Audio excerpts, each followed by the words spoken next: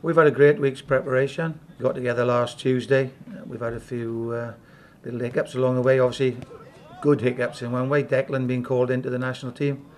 But unfortunately when the lads picked up an injury, but it just shows how important it is to these boys that Declan then said, well, any chance of me coming and taking my place back in the squad? So Declan's come back to us and he's involved, so it's good times at the minute and the boys have really worked hard. What a great lad he is, and the pride he's got. He was looking forward to playing for the 21s. He was obviously over the moon. I hate that phrase, I can't believe I've just used it. To get into the national squad. Had a great time, fantastic night, and he now wants to play, pull on the jersey. I have been captain in the 17s and 19s before, but it's only my second camp away with the 21s, and to be named captain from the gaffer, I was over the moon, and just can't wait now to get started.